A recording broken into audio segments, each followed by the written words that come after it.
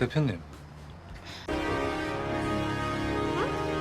Halo guys, balik lagi ke channelnya Mimin. Gimana kabar teman-teman semua? Semoga baik-baik aja ya. Oke, di video kali ini mari kita lanjutkan review dari drama Love Scott yang makin seru tentunya. Bagaimana kelanjutannya? Ini dari reviewnya by Mimin.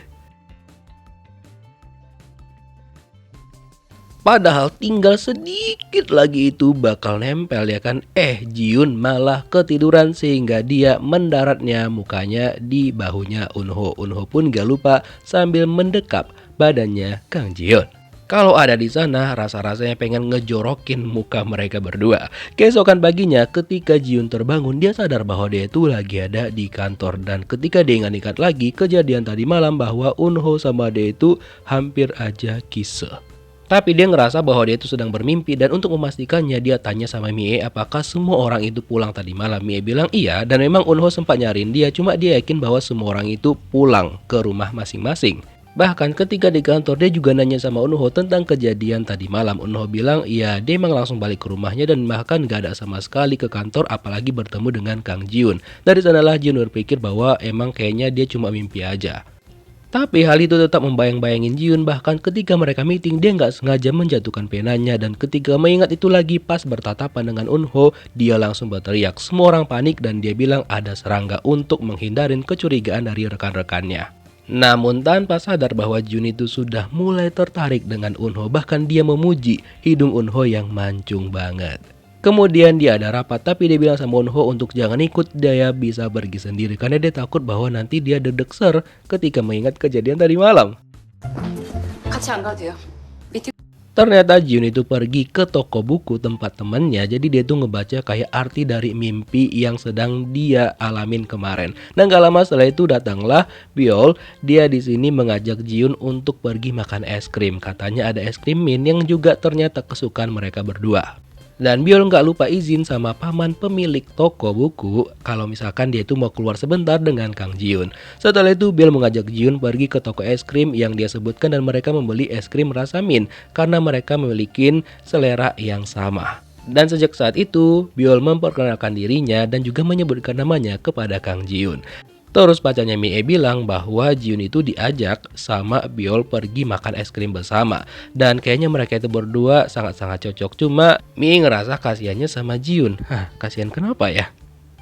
Keesokan harinya Jiun kedatangan seorang partner lagi yang bernama Jin Sung Ho, di mana dia itu meminta kepada perusahaan Jiun untuk mencarikannya kandidat yang tepat untuk bisa menebak mana sih tas-tas yang branded dan juga asli tentunya. Dia nggak memiliki kriteria yang aneh-aneh banget, yang penting dia itu bisa dan memiliki kemampuan sesuai dengan yang mereka mau, nggak kayak di negara kita ya kan, syarat untuk kerja tuh kayak banyak banget. Dan Jiun memberikan tugas ini kepada Lee Kwang Hee untuk menanganin untuk mencari kandidat yang tepat.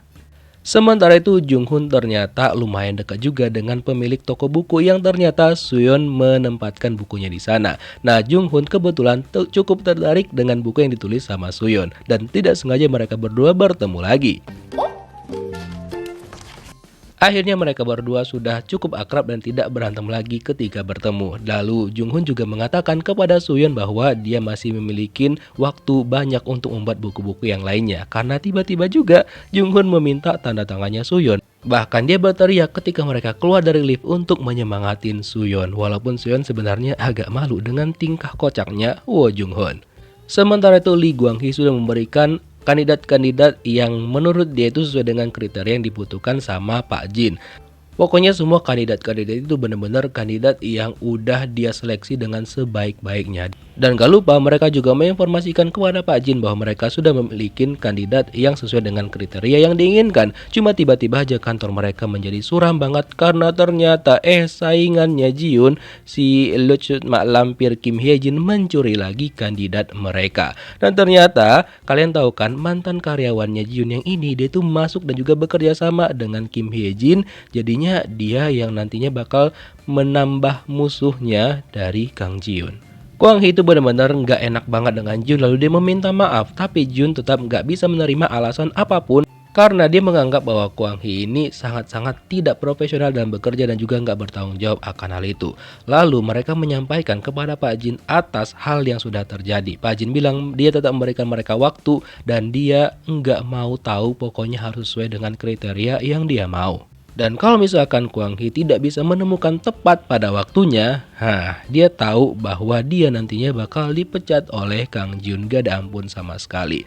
Lalu dia tetap berusaha nih mencari kandidat-kandidat yang tepat gitu kan. Tapi ternyata udah dia cari-cari kesana kemari, tetap nggak ada yang pas dengan yang diinginkan sama perusahaan partner mereka. Lalu dia ngadulah sama Eun-ho dan dia bingung harus apa yang dia lakukan. Karena kalau misalkan dia resign atau dipecat, dia nggak tahu mau kerja di mana lagi. Kemudian Eun-ho memberikan sebuah clue kepada Kwang Hee bahwa ya yang mereka cari itu nggak perlu harus berpendidikan tinggi ataupun gimana-gimana. Yang penting kan hanya kemampuannya aja. Nah karena itulah Kwang Hee akhirnya memiliki sebuah ide itu yang akhirnya dia sampaikan kepada Kang Jiun. Untung aja Jiun setuju bahwa mereka bakal mencari orang yang berprofesi untuk memperbaiki tas-tas mewah. Karena seharusnya dia juga tahu mana yang palsu dan juga yang asli. Apalagi yang berpengalaman ya kan. Terus kan sebelum pulang Jun tuh sempat bersantai dulu di kantornya dan ketika itu dia menemukan mainan handphonenya Eun-ho di ruangannya dia. Nah ketika itulah dia sadar bahwa ternyata ingatan dia setelah dia mabok kemarin itu adalah benar adanya. Dan ketika dia menenangkan diri sejenak di balkon ruangannya, dia datanginlah dia sama Eun-ho. Lalu Eun-ho bertanya apakah Jiun itu baik-baik aja karena dia terlihat cukup muram. Lalu Jiun langsung to the point nanya sama Eun-ho sampai mana Eun-ho ingat kejadian mereka beberapa waktu yang lalu pada malam itu. Eun-ho bilang ya maumu sampai mana gitu. Cuma Jiun maunya Eun-ho tuh anggap bahwa nggak ada kejadian apa-apa dan Eun-ho nurut aja. Keesokan harinya Eun-ho menemanin Kwang Hee untuk mencari kandidat yang mereka cari. Karena memang Jiun itu memesankan sama Eun-ho untuk menemanin Kwang Hee dan dia memimpin untuk pencarian kandidat ini. Nah untung aja pencarian mereka itu nggak sia-sia dan ketika mereka lagi beli makanan dan beberapa baju pas mereka lagi di tempatnya Topoki, di sanalah mereka melihat ada seorang ibu-ibu yang membeli camilan. Nah, Eun-ho melihat bahwa si ibu itu kayaknya berprofesi sebagai tukang jahit baju karena dia melihat bahwa si ibu itu ada potongan-potongan baju yang keluar dari tasnya dia. Nah, mereka hampirinlah si ibu. Pas mereka masuk ke tokonya, mereka melihat bahwa benar si ibu itu berprofesi sebagai orang yang memperbaiki tas-tas dan juga merek-merek yang diperbaikin dan juga perusahaan-perusahaan yang kerja sama-sama dia itu nggak main-main. Bahkan semuanya itu bermerek apa-apa aja barang dan juga tas yang dia perbaikin. Nah, akhirnya disinilah mereka mengajak si ibu untuk bekerja sama dengan mereka bahwa mereka itu bakal memperkenalkan si ibu dengan sebuah perusahaan yang membutuhkan kemampuannya dia. Nah keesokan harinya ditemukanlah sama Jiun, cuma si ibu bilang bahwa dia kan hanya lulusan sekolah dasar aja. Jadi ya nggak mungkin lah si perusahaan itu mau ngerekrut dia. Jiun bilang itu nggak peduli, yang penting kemampuannya. Nggak kayak syarat kerja di negara kita ya kan yang ABCD banyak banget pokoknya. Karena memang si pencari kandidat memesankan kepada Jiun dan juga yang lainnya bahwa dia butuhnya cuma kemampuan aja. Dia nggak peduli kayak latar belakang pendidikannya gitu. Keesokan harinya, seperti biasa sebelum Eun-ho berangkat kerja, dia mengantarkan anaknya yang kebetulan di sekolah mereka itu bakal menginap 1 hari aja ataupun artinya kayak Jumat membara kata anaknya. Jadi ibu guru mereka mengatakan bahwa untuk khusus malam ini anak-anak itu tidur bersama di sekolah. Jadi tanpa orang tua mereka gitu loh. Dan karena Mie mendengar bahwa Eun-ho itu lagi senggang pada malam itu kan karena anaknya itu lagi nggak tidur di rumahnya, jadi dia mengajak untuk ya mengundang dia ke rumahnya gitulah untuk makan-makan. Tapi Jung-hoon bilang bahwa masakan Mie itu nggak enak, apalagi rasanya kayak membuat mau meninggoy gitu. Hingga akhirnya Eun-ho memiliki ide biar di rumah dia aja dan dia yang masak. Lalu Mie memberitahukan sama Jiun, tapi dia nggak mau sama sekali. Dia bilang dia nggak akan datang. Nah lalu Eun-ho mendengarkan kalau misalkan Jiun tuh nggak datang, jadi dia meminta sama Jiun untuk datang ke rumahnya dan juga bergabung dengan yang lainnya. Awalnya Jiun tetap menolak, tapi Eun-ho memaksa Jiun untuk tetap datang ke rumahnya. Sebenarnya Jiun tuh menolak karena dia udah mulai deg-degan dengan sekretarisnya sendiri. Pada hari itu, Jiun masih bekerja bertemu dengan klien-kliennya dan setelah itu Enggak lama kemudian hujan datang, setelah reda dia memutuskan balik ke rumahnya. Dan ketika dia mau makan, ya kan, ternyata kagak ada bahan makanan sedikit pun di rumahnya. Bahkan di kulkasnya cuma ada air putih doang. Jadi dia memutuskan untuk pergilah dia ke rumahnya Eunho sambil membawa makanan. Ya hitung-hitung dia juga bisa makan malam di sana ya kan. Nah gak lama setelah itu ketika dia sampai di rumahnya Eunho bilang ternyata acaranya itu dibatalkan karena nggak ada yang bisa datang. 대표님, Karena Jiun gak ada di grup obrolan, jadi dia nggak tahu informasi tersebut. Karena malu banget ya kan, dia rasa-rasanya pengen ngekill si Mie karena nggak kasih tahu sama dia. Dan ketika dia mau pergi, Eunho menahan Jiun dan dia bilang ya udah karena Jiun udah datang jauh-jauh dan juga bawa makanan, jadinya dia persilakan Jiun untuk masuk karena kebetulan juga anaknya nggak ada di sana. Dia mau masak makanan yang banyak dan juga ya masakan rumahan lah untuk Jiun.